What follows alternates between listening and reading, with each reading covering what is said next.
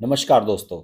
देखिए, ये किसी फ़िल्म का टाइटल नहीं है कि एक था इंडिया अलायंस, एक थी हसीना, इस टाइप का कोई ये टाइटल नहीं है। और मैं आप सब लोगों से पूछना भी चाहता हूँ और आप सब लोगों से थोड़ा-सा उम्मीद करूँगा कि आप कमेंट्स के माध्यम से अपना फीडबैक ज़रूर दें कि क्या आपको याद है कि इंडी अलायंस बना था, जिसे राहुल गांधी ने कहा था कि ये इंडिया है, लड़ेगा इंडिया, खड़ा होगा इंडिया और जीतेगा इंडिया, ये सब बातें कही थी। क्या कुछ याद आ रहा है आपको? कब बना था, कैसे बना था, क्या इसका स्वरूप था, इसमें कौन कौन लोग शामिल हुए थे, कहाँ कहाँ इनकी बैठकें हुई थी?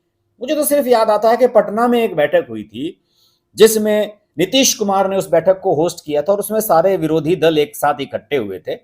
एक आध छोटा मोटा दल, मेरे ख्याल में राष्ट्रीय लोकदल के जयंत चौधरी के अलावा बाकी सभी लोग उसमें आए थे और उसमें जरूर कुछ बातें हुई थी।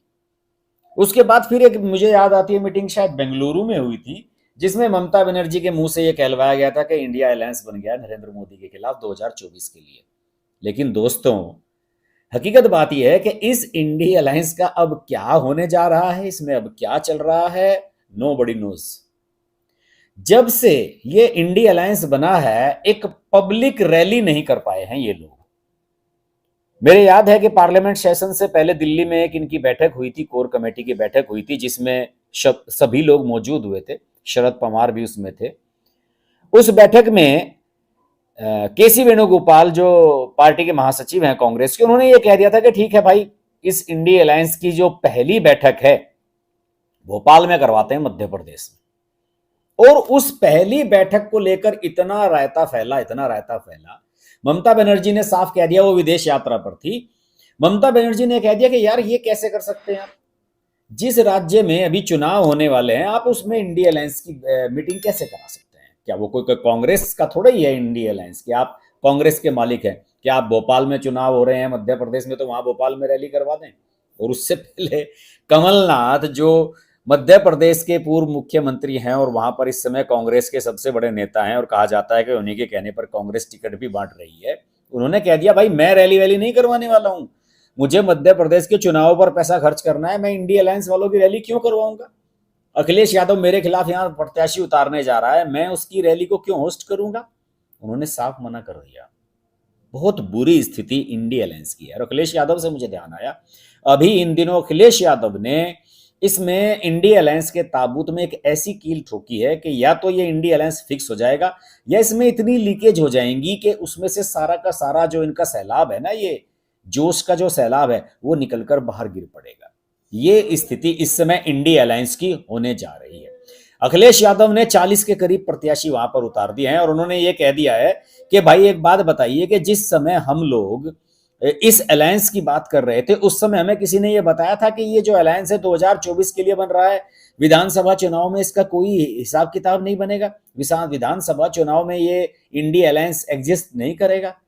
और उन्होंने ये भी कहा, अखिलेश यादव की बात इस मामले में अपनी जगह बिल्कुल सही है, अखिलेश यादव ने यह भी कहा था कि भाई मैं हमारी पार्टी के नेता दिग्विजय सिंह और कमलनाथ से मिलने के लिए रात के समय गए, उन्हें रात भर बैठाए रखा आपने, आप चर्चा करते रहे कि हाँ हम आपको भी एडजस्ट करेंगे, और आप अपने प्रत्याशियों की सूची जारी कर रहे हैं और हमारे प्रत्याशियों के लिए आपने एक भी सीट खाली नहीं छोड़ी समाजवादी पार्टी के लिए। तो उन्होंने कहा कि हम क्यों आपके इंडिया अलायंस में रहेंगे। और इनके जो अजय राय हैं, प्रदेश अध्यक्ष हैं कांग्रेस के उत्तर प्रदेश के, उन्हें तो छुटभैया नेता कह दिया अखिलेश यादव ने। कहा ऐसे छुटभैया नेताओं की बातों को मैं नहीं मानता हूं। अब कमलनाथ ने भोपाल की रैली से मना करवा दिया, अखिलेश यादव को नाराज करवा दिया, अपने टिकट वहां पर डिक्लेयर करवा दिए। अभी एक शिगुफा चला था दोस्तों कुछ दिन पहले कि इंडिया अलायंस की पहली जो रैली होगी वो नागपुर में होगी। देखिए नागपुर क्यों होगी मैं आपको बताता हूँ। राहुल गांधी को आरएसएस से बहुत दुश्मनी है, वो आरएसएस को बिल्कुल पसंद नहीं करते। तो उन्होंने कहा कि रैली अगर पहली कोई बड़ी होगी तो आरएसएस के गढ़, आरएसएस का मुख्यालय है जो नागपुर, वहां पर करेंगे। लेकिन रैली कराएगा कौन?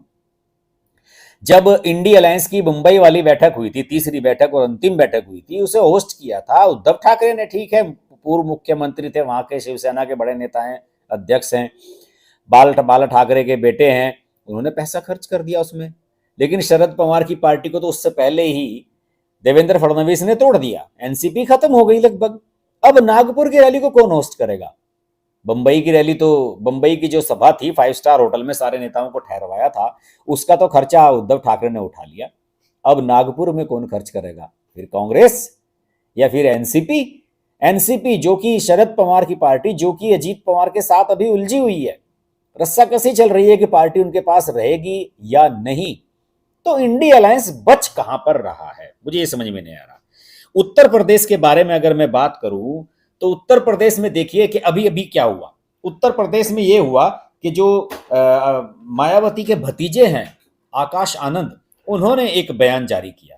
आकाश आनंद ने बड़ी मजेदार बात कही है, आप जरा सुनिएगा। वो लड़का थोड़ा मॉडर्न ख्याल का लड़का है और आज के हिसाब से वो राजनीति कर रहा है, और मुझे लगता है कि मायावती उन्हीं को अपना उत्तराधिकारी भी घोषित करने वाली है। उन्होंने एक्स पर लिखा, आकाश आनंद ने, कि अलायंस में जो इस समय, इंडिया अलायंस में जो इस समय हो रहा है, उससे साफ तौर पर इनके वैचारिक मतभेद सामने आ चुके हैं।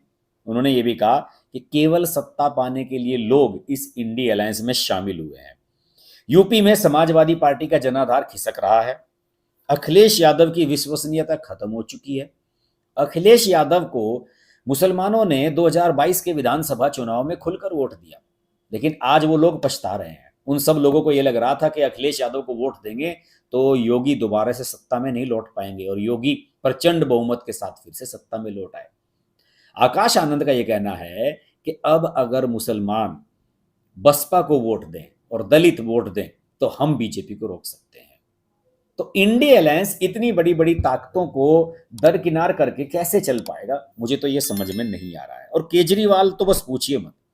आम आदमी पार्टी ने तो मोर्चा एक तरह से खोला हुआ है।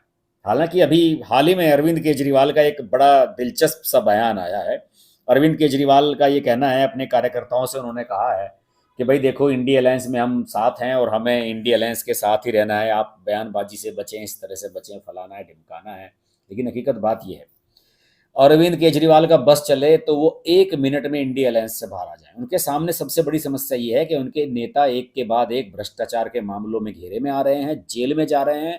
केजरीवाल के जेल में जाने की पूरी संभावनाएं हैं। केजरीवाल चाहते हैं कि किसी तरीके से 2024 का चुनाव हो, कोई भी प्रधानमंत्री बन जाए, नरेंद्र मोदी हट जाए। अरविंद केजरीवाल तो इस बात की भी सेक्रीफाइस करने के लिए तैयार है। अब मुझे लगता है कि उन्होंने प्रधानमंत्री बनने का जो ख्वाब संजोया था वो भी शायद उन्होंने बैक सीट पर डाल दिया है। उनका ये कहना है कि भाई कोई भी हो, किसी तरीके से मोदी और अमित शाह को हटा दो, मेरी जान बचा दो, वरना अरविंद केजरीवाल का जेल जाना तय है।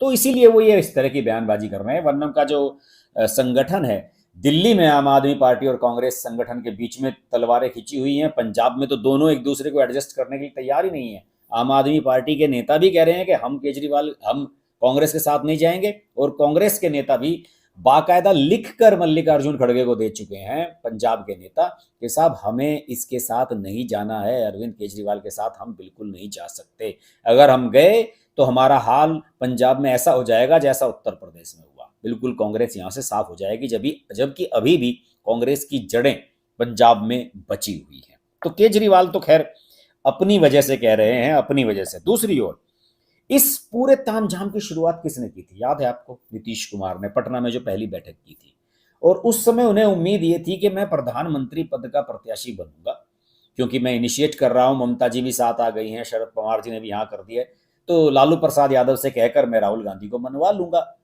मेरे प्रधानमंत्री पद के लिए। लेकिन राहुल गांधी ने तो पहली ही लालू प्रसाद यादव ने तो पहली ही सभा में कह दिया कि राहुल जी दूल्हा बन जाइए। उन्होंने तो अप्रत्यक्ष रूप से राहुल गांधी को हाईलाइट कर दिया, और नीतीश कुमार के जो अरमान थे वो बुलबुले की तरह, जो साबुन के झाग होते हैं उनकी तरह नीचे बैठ गए, वो बेचारे हाथ मलकर रह गए। लेकिन अभी उन्होंने उम्मीद नहीं छोड़ी है। उनके जो चेले चपाटे हैं, जेडीयू के नेता हैं, एक उत्तर प्रदेश के उनके उपाध्यक्ष हैं अवलेश सिंह, पता नहीं क्या नाम है उनका, उनका मैं एक बयान देख रहा था। उनका कहना है कि हम प्रधानमंत्री पद का प्रत्याशी डिक्लेयर करवाएंगे इंडिया अलायंस का। उन लोगों को यह लग रहा है कि नीतीश कुमार प्रधानमंत्री पद के प्रत्याशी हो सकते हैं। उनका तो ये भी बयान था कि प्रयागराज, मिर्जापुर, कुर्मी काफी है यहाँ पर, यहाँ से चुनाव लड़ सकते हैं नीतीश कुमार। यहाँ तक भी कह दिया उन्होंने कि शायद वाराणसी से भी लड़े, मतलब मोदी जी के सामने भी शायद नीतीश कुमार लोकसभा का चुनाव लड़े। ये उनके उत्तर प्रदेश के जेडीयू के जो नेता हैं वो ये बयान दे रहे हैं। अब इन बयानों को सुनकर अगर आपको हंसी आ जाए तो भाई मेरी इसमें कोई गलती है नहीं। एक बहुत महत्वपूर्ण शख्सियत हैं इस इंडी अलायंस की ममता बनर्जी। ममता बनर्जी जिस समय बैठक हो रही थी इनकी दिल्ली में एक, जिसमें भोपाल वाली रैली की बात हो रही थी, ममता बनर्जी विदेश में थी, तो उन्होंने काफी चीजें कही थी। उन्होंने उसी उसी में कहा था कि भोपाल रैली आप लोगों ने कैसे रख दी, वहां तो चुनाव होने हैं, वहां पर चुनावी स्टेट में हम कोई रैली नहीं करेंगे इंडिया अलायंस की, क्योंकि अभी 5 राज्यों में चुनाव हो रहे हैं। तो ममता बनर्जी इस समय खुद मुसीबत में घिर गई है। ममता बनर्जी अरविंद केजरीवाल की तरह ही फंसी हुई है। उनके एक एक नेता ईडी सीबीआई के लपेटे में आते जा रहे हैं, जेल जाते जा रहे हैं। जो बाहर हैं उन पर भी शिकंजा कस रहा है। उनके भतीजे पर, अभिषेक बनर्जी पर ईडी का शिकंजा कसा हुआ है। पति पत्नी पूछताछ हो चुकी है, उनके माता पिता को भी पूछताछ पर बुलाया गया है। उनकी कंपनी में घोटाले की खबरें मिली हैं, जो अभिषेक की कंपनी है, कोलकाता के दफ्तरों पर रेड हो चुकी है उनके। और सबसे बड़ा प्रकरण अभी हाल ही में हुआ है, वो भी टीएमसी का ही है, महुआ मित्रा। उन पर आरोप लगे हैं कि उन्होंने अडानी के खिलाफ जो सवाल पूछे थे वो पैसा लेकर पूछे थे, और उस कारोबारी ने, हीरानंदानी ने, खुलेआम एफिडेविट देकर स्वीकार कर लिया है कि जी हाँ, ये मुझसे महंगे महंगे गिफ्ट लेती थी, बहुत सारी चीजें मुझसे लिया करती थी। तो ममता बनर्जी के लिए तो अपनी जान बचाना भारी पड़ रहा है। और दूसरी ओर कांग्रेस की बात करें तो कांग्रेस तो कम्युनिस्ट दलों से उलझ कर रह गई है। कांग्रेस केरल में कम्युनिस्ट दलों के खिलाफ लड़ रही है और पश्चिम बंगाल में साथ लेकर लड़ रही है, तो एडजस्टमेंट होगा तो कैसे होगा।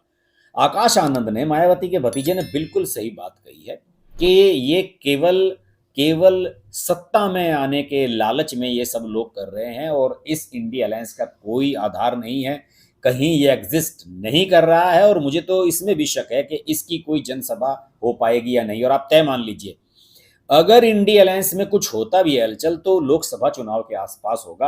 अभी कांग्रेस भी इंतजार कर रही कि ये 5 राज्यों के चुनाव होने वाले हैं, दिसंबर के प्रथम सप्ताह में क्लियर हो जाएगी इनकी स्थिति। और इसके अलावा कांग्रेस ये भी देखना चाहती है कि पार्लियामेंट का जो शीतकालीन सत्र है उसकी डेट्स क्या फिक्स होती हैं। तो रैली वैली तो होनी है नहीं, 10 नवंबर से 25 नवंबर के बीच में ये रैली प्रपोज की गई थी, लेकिन कांग्रेस तो बिजी है इन सब चुनावों में। 25 नवंबर को तो राजस्थान का चुनाव है, तो कैसे रैली हो सकती है।